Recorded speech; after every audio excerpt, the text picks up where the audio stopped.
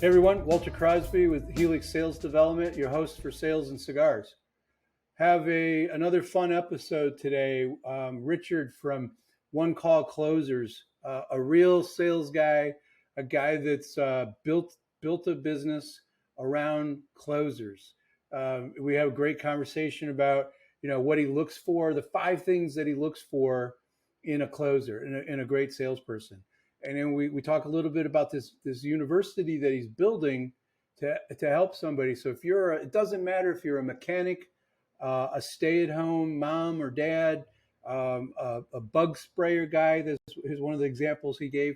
They can bring you into their organization, teach you, certify you to be a closer, and then offer you a position that will get you 6 figures a year, and you don't have to do anything other than to join the university. There's a small fee for that, but you don't have to have credentials. You don't have to be a college graduate.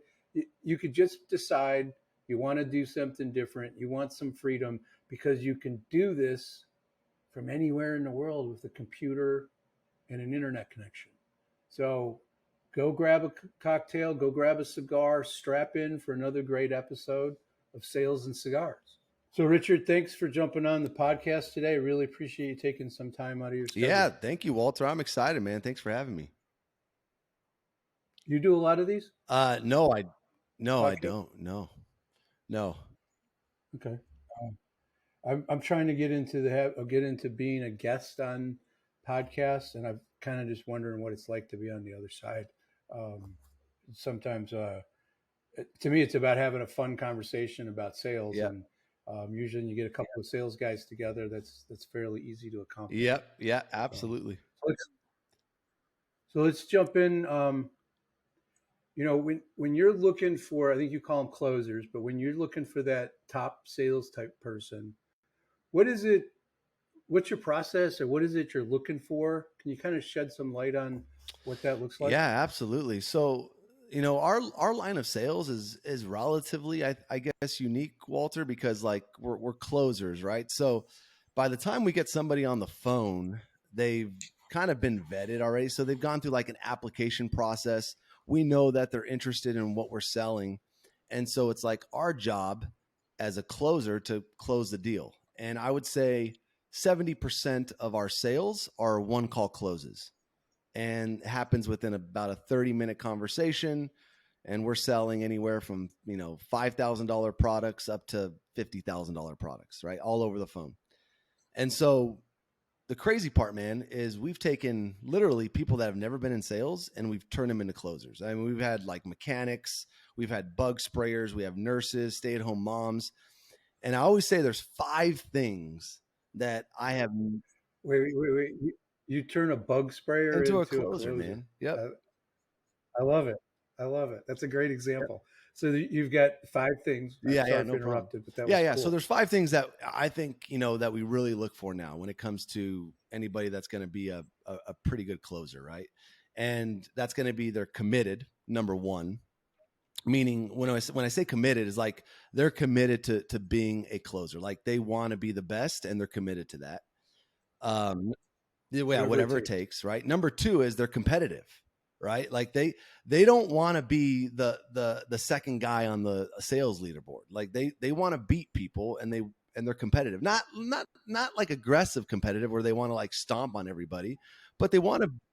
No, but fun trash talking, like, hey, I got you last month. You're gonna, go after it again, like that loud, boisterous kind of fun competitiveness. It's like an Italian family, dinner where everybody's yelling and trying to get attention, but God forbid somebody talks crap about the family, right? Because you're going to protect it. That's what I love about closers. Yep, that's it right there. And then, the third trait is they're humble, right? I've never met a great closer that wasn't humble. And what I mean by humble is that, they're open to feedback, right? They always want to get better, and they can take criticism and feedback, and they take it and they get better. Coachable, right? Exactly. I guess that's another word. I guess coachable, humble, I guess they're interchangeable in my head. Well, but there's if you're not humble, you're not going to be Yep. coachable. And I think it's a great perspective. How do you tell? How does that? I know you got another one, but how do you tell if they're coachable? If they in terms of in your conversations? You know what? The best thing that I love, man, is we'll get somebody in there, and after their first call, they say, "Hey, here's my first call. Can I get some feedback on it?"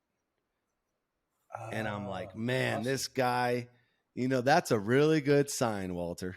That's No, that's huge because they're they're asking for it. Yep. That's cool. And that just tells me right there, like, dude, this guy's, he's humble. Maybe he came from somewhere, like, but he's not just full of it. He's not thinking, oh man, I got, like, he just wants the feedback and he's asking for it. And we love that. It's a great sign in our line of business. That's awesome. So what's the next? And then the fourth one, we got hungry. They're hungry, baby. They want to buy. They get after it, right? Like every day they're looking at, man, okay, look at the calendar. Who am I going to like? What life am I going to change today? Hey, when their schedule's a little bit lighter, they're calling no shows. They're calling leads that they talked to in the past, and they're getting after it, man. They're hungry. Awesome. And then five is optimistic. They're positive, right? Okay. I'm yet to meet a great salesperson, Walter, that is pessimistic. I'm one of those people that I think you have to be optimistic to be a salesperson because we got to go out and create something, right? You got to get after it, like you said. I think that I look at it at least for me, I temper it with some skepticism when I'm talking to somebody, right? I'm a little bit skeptical. I lived in New York a long time, so I kind of like I'm a little skeptical of what people are saying. Yeah. But if we're not excited to get up and optimistic about jumping into what we're doing, then we shouldn't be doing it. Because if we're not having a good time, this is too hard a job, man. You're going to get the no's, you get the people hanging up on you, you get the bad, the tire kickers. And it's like, well, how am I going to get on the next call and be optimistic about it and look forward to it? Right. So, yep, that's the challenge, right? All of us.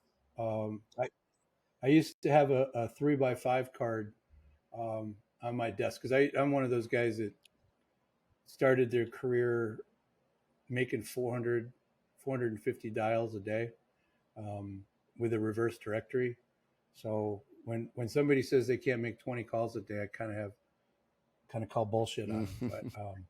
But for me, it was just next, right? I had that little 3x5 card on the phone, next, because I didn't talk to a lot of people doing those 400 dials, but when I did, you had to make the best of it. You had to be optimistic. You had to get excited because you didn't know if you're going to get, who was going to be the next one. Those are great rules. Great things to look for. I love it. Yeah. So let's talk a little bit about, what about your business, because you've got some interesting things that you're going about. I mean, you're closing business for people, and you're doing it for a variety of people. So can we talk a little bit about your ideal client, what that person does, what they need sold? Yep. Just absolutely, man. So, the company's called One Call Closers. And essentially what we do is we help online influencers sell their online digital products. So we are specialists in either you're selling like a course, a mastermind, or a coaching program online. And then what we'll do for the influencers, say, hey, instead of you having to build out your internal sales team, having to get a great sales manager in there, a great leader in there, why not just use One Call Closers? We're all performance based. We train everybody. We do the daily role plays. We have all the processes and procedures already dialed in. We take literally thousands of sales calls every month. And so our pitch is like, nobody's going to beat us on the phone simply because we get way more sets and reps than everybody else because of the style of business we do. So then it's like, okay, well, let's use One Call Closers. There's no risk to them because it's like, it's all performance based. If we don't make you money, you don't pay us, right?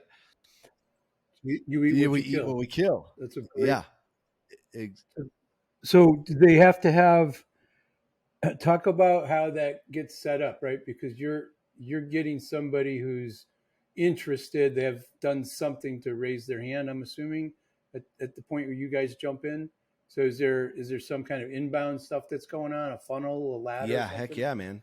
So we not only do we do the closing, right? So the sales team, but we also do the high ticket funnels because, in the online space, right? You have basically your top of funnel stuff, which is going to be the traffic. So either using Facebook ads, Instagram, YouTube, you're getting eyeballs on your stuff, and then you're going to send them Yep. through a funnel, right?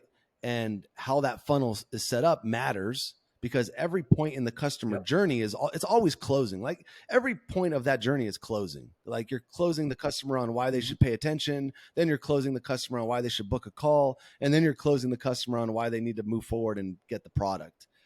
And so what we do actually is like throughout that entire customer journey is we can do every part of that. So we can do the top of the funnel stuff, we can do the funnel stuff, and then we can also set up the sales team.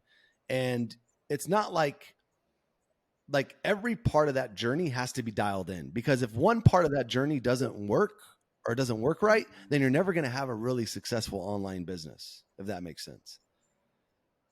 No, it does. If because you're if you're not engaging them properly, and so many people do it Yes. poorly, where it's kind of, for lack of a better word, Yeah. schlocky. But if you're not adding them value, you're not helping them see where there's an upside to this next step in that funnel, then you're not closing, and you're wasting everybody's time and resources. 100%. So you can help them create those funnels, and then take them all the way through and close them on a mastermind, a coaching program, or whatever is that bigger ticket item at That's the it. end. Yes, sir. And the way I describe us is really we're an acquisition company. So we're a performance based acquisition company. I like it because that's not how the models typically work for the people that are out there trying to close. And you is it fair to say you kind of cut your teeth with Dean and Tony in your younger days? Is that fair? What do you mean by that? What do you mean by that? You learned the business. I mean, because you're doing it right. If you're the success that Yep. you're having, you have to be Well, modeling, that's right? exactly right. Yep. Um, And I got started. So my mentor, the guy that got me started in this line of business, his name is Bedros Koulian.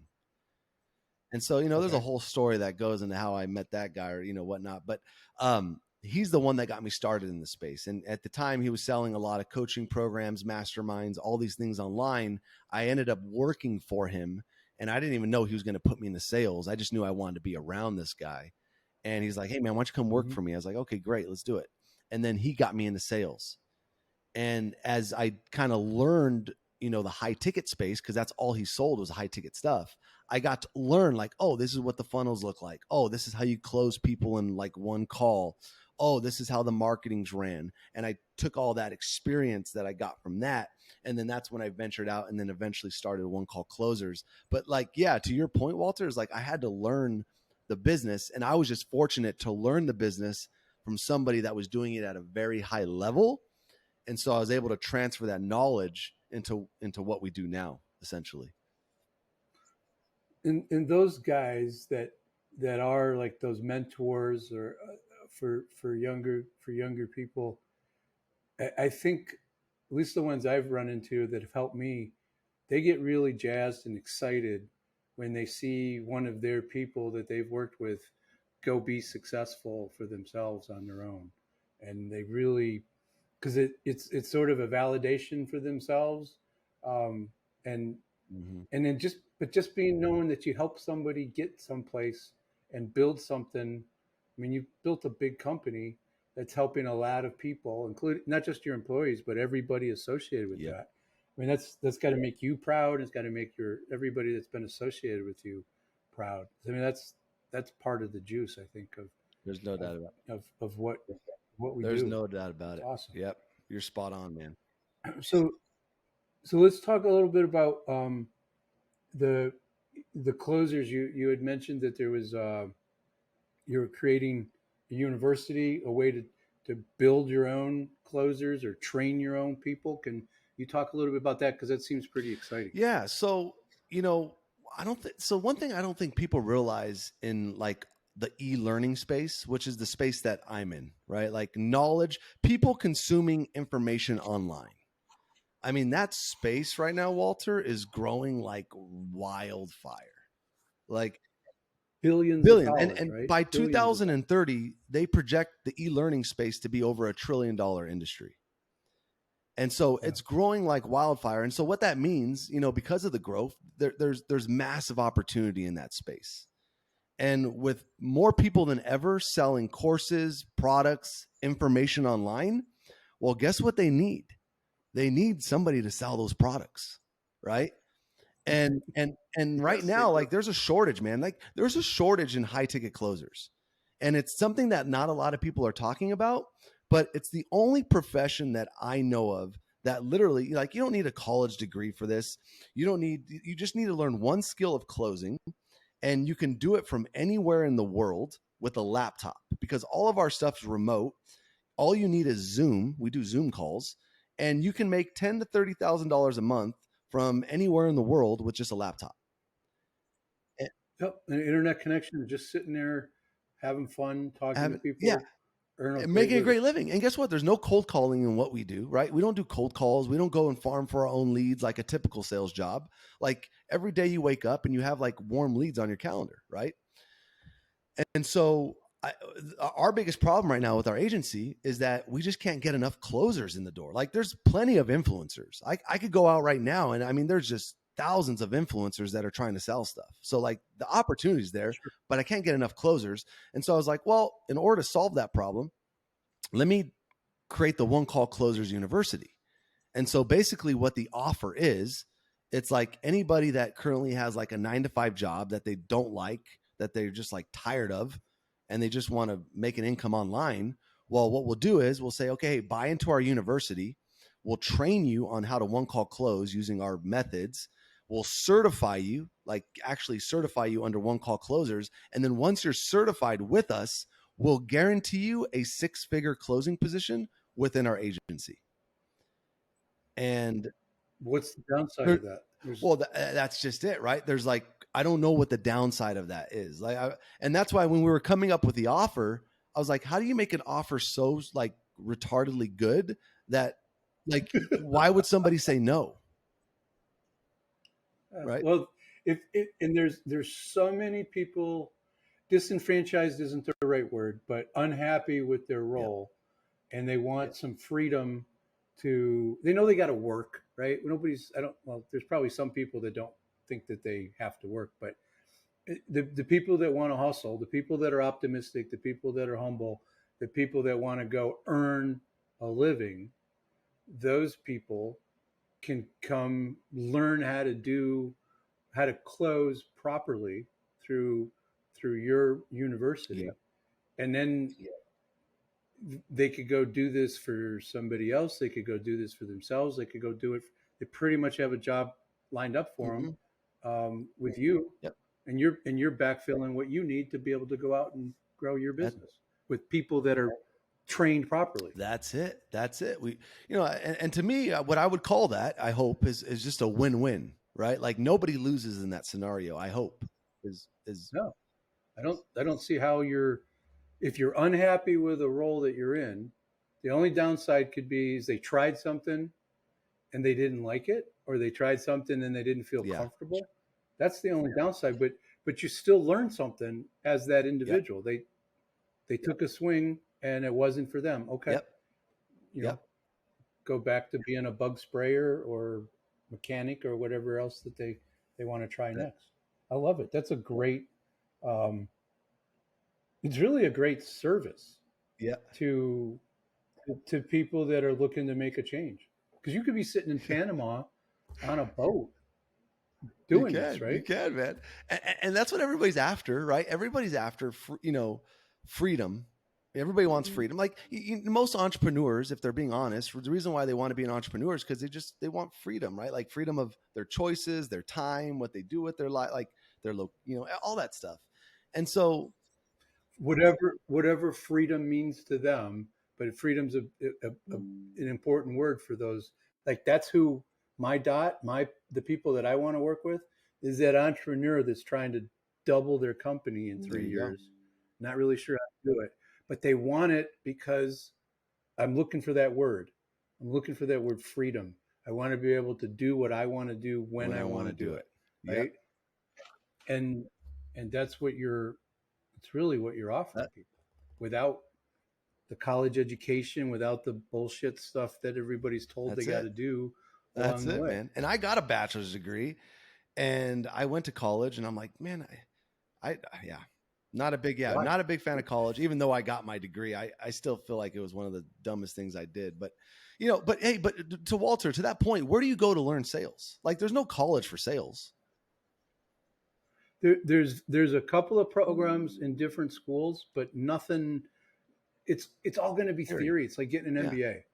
It's theory, right? And what you're going to do is teach somebody a very specific skill, and you're going to teach them how to do it in the real Yep. world, practical knowledge, not just Yep. like the theory of what physics are. I went to school probably a few years before you did, and it, I put myself through school when you could, right? Because now that's next to impossible for the Oh, it's cost of crazy. it.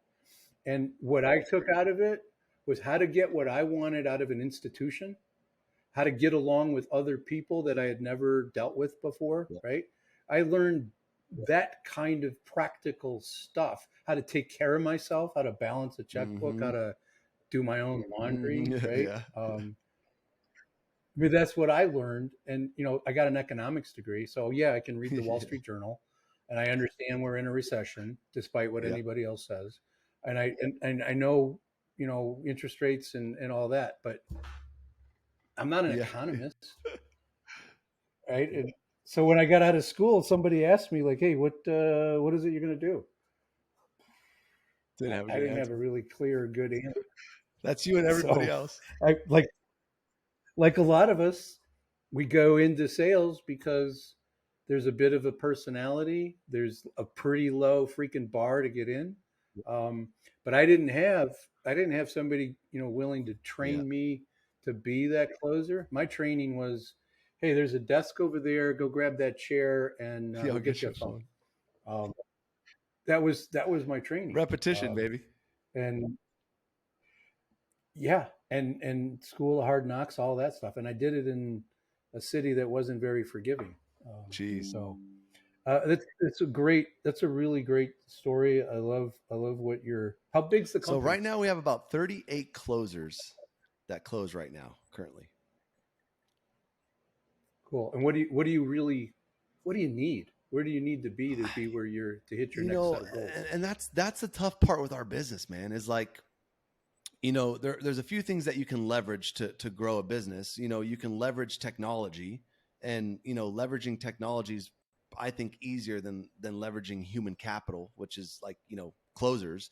You can leverage, social media to grow your company, which is nice because that's infinitely scalable. But what we have to leverage is we leverage closers, but that's human capital, right? And that's very hard to Mm-hmm. leverage at scale. Imagine going from 40 closers to over 100 closers. Well, you have to manage those people. You have to make sure they're closing. You have to you have to be training them every day. So that's one of the hardest parts with our business, is that scalability factor, because we need so Yep. many closers. And so And that's why you start your own school to teach that's them it. how to Yeah, do it. that's it. But then, you run into the other issues, right? Of like managing that many people. Like, right now we have all our team leads, and every day we're doing role plays, and every day we have our daily huddles. And, so it's like, man, at 100, like at 40 people right now, it's complicated, but you take that to 100, it even gets way more complicated. So that's the issues that we're trying to solve right now internally. And to your point, Walter, I mean, we'd like to go as far as we can go with it, but it's just a matter of like, installing the right systems and processes to be able to take on that, if that makes sense. Yeah. But that scaling is the challenge when you have people. Exactly. And there's some things, right? People talk about AI coming into sales, and doing all this, and I think it's going to help us in reach.